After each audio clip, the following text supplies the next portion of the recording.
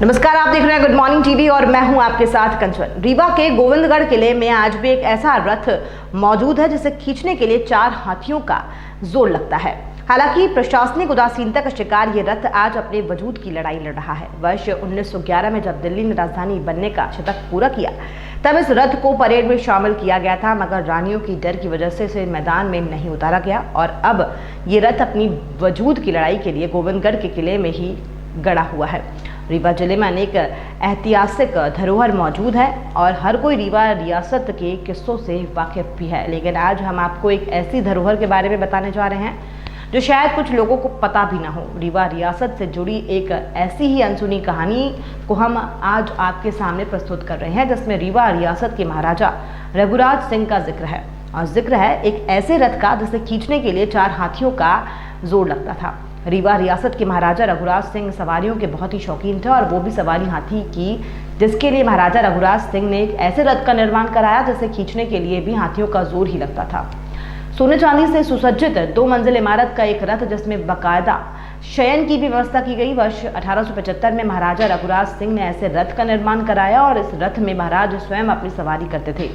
वर्ष 1880 में महाराज रघुराज सिंह की मृत्यु हो गई। इसके बाद इस रथ की देखरेख में भी कमी आई, फिर भी वो रथ राज दरबार का विशेष वाहन ही बना रहा और इसे दिल्ली दरबार तक जाने का अवसर भी मिला और इस रथ ने 3 बार दिल्ली दरबार का भ्रमण किया। वर्ष 1911 में जब दिल्ली दरबार की राजधानी बनाए जाने का शताब्दी समारोह मनाया गया, उस समय इस रथ को विशेष तरजीह दी गई और ये रथ समारोह के परेड में शामिल हुआ। हालांकि दरबार में मौजूद रानियों की हाथियों से डर की वजह से इस रथ को करतब दिखाने का मौका तो नहीं मिला, मगर सहभागिता दर्ज कराई।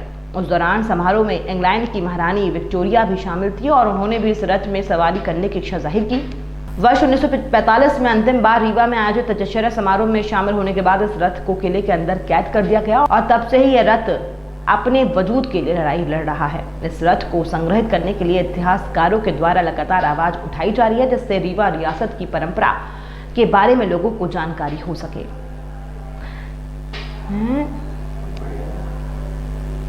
दरअसल एक तरफ के 2 रथों का निर्माण कराया गया था, जिसमें एक जनाना रथ है। इस रथ के निर्माण में लकड़ी, लोहा, तांबा, पीतल और चांदी का इस्तेमाल किया गया है। रथ की ऊंचाई 12 से 15 फीट की है। एक सामान्य इंसान से ज्यादा ऊंचे उसके पहिए हैं। रथ इतना विशाल था कि उसमें महाराजा के साथ कई लोग आराम से जा सकते थे और उसको घोड़े नहीं खींच पाते थे, बल्कि हाथी की मदद से इनको खींचा जाता था। गोविंदगढ़ किले में जो एक रथ बड़ा रखा हुआ है उसका नाम है गज रथ। गज मतलब हाथी से चलने वाला रथ। ये एक बहुत विशेष किस्म का रथ है जो कि आम साधारण हिंदुस्तान में शायद ही कहीं इतना बड़ा रथ बना हो। इस रथ की खूबी ये है कि अगर आप सर्च करेंगे तो आपको पता चलेगा कि ये रथ जो है न केवल एशिया में बल्कि मैं तो कहूँगा कि पूरे विश्व में सबसे बड़ा हाथी से चलने वाला रथ आज तक बना है। इसका निर्माण महाराजा रघुराज सिंह जो रीवा के तत्कालीन महाराज थे उनके कार्यकाल में हुआ।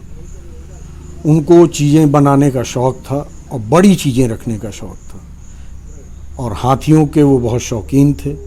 गजरथ में बड़े रिकॉर्ड साइज़ के हाथी, एक अच्छे साइज़ के हाथी रखते थे, उसकी फ़ोटो भी हैं। और गजरथ का निर्माण लगभग 1875 के बाद हुआ है। इसका एग्जैक्ट डेट नहीं आकलन किया जा सकता है, लेकिन महाराज रघुराज सिंह के ज़माने में ये कंप्लीट हो गया था, पूरा कर लिया गया था इसका कार्य। गजरथ 3 बार दिल्ली में गया है। चूँकि राजा के चलने की सवारी बहुत अहम रहती है, जैसे आज के डेट में किसी भी देश के लिए मिराज फाइटर है या MiG-29 है, उस ज़माने में हाथी, अच्छे घोड़े एक अच्छे राज्य की पहचान हुआ करते थे। तो रीवा राज्य के महाराज रघुराज सिंह के ज़माने में 1877 में पहली बार ये रीवा से हाथियों द्वारा दिल्ली पहुंचाया गया था।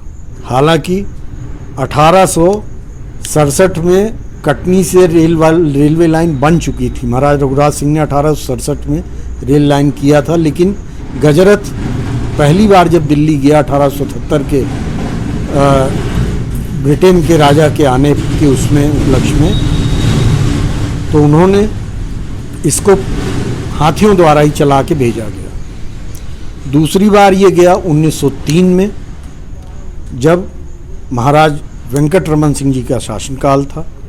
महाराज वेंकटरमन सिंह जी ने इसमें बहुत नई नई चीज़ें की और इसकी सुंदरता को बढ़ाया और तकनीकी दृष्टि से इसको बहुत मजबूत बनाया कि लंबी दूरी को तय कर सके ये।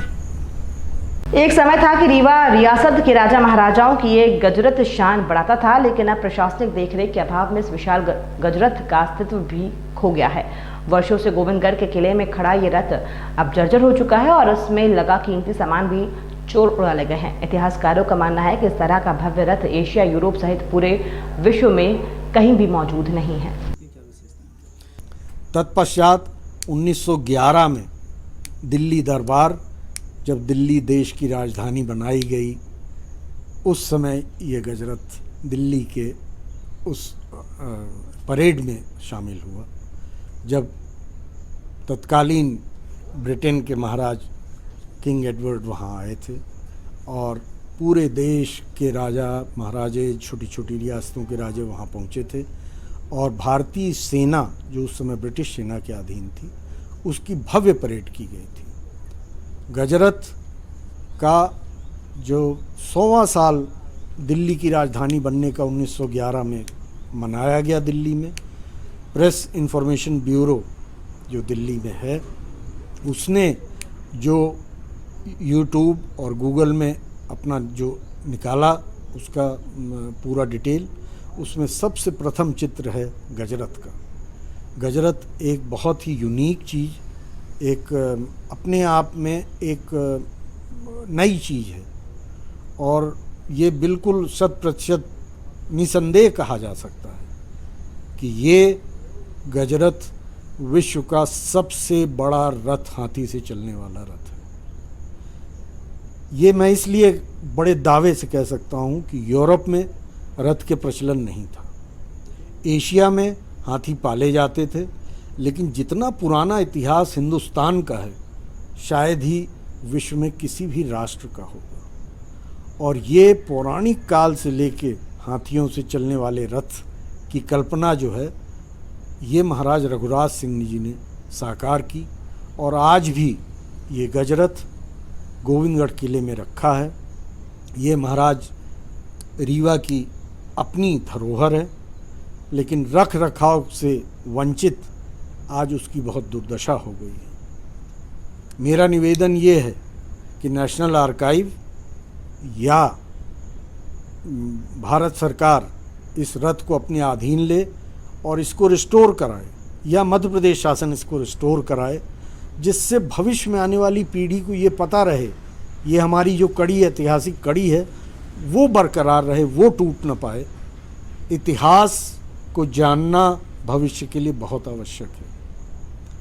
अतः निवेदन है कि ये धरोहर अगर चली गई तो केवल फ़ोटो और कहानियाँ ही रह जाएंगी। भविष्य में बच्चों को देखने के लिए कोई हमारा ऐतिहासिक चीज़ नहीं रह जाएगा विंध्य का। इस खबर में फिलहाल इतना ही, और भी खबरों के अपडेट्स के लिए आप निरंतर बने रहिए गुड मॉर्निंग टीवी के साथ। नमस्कार।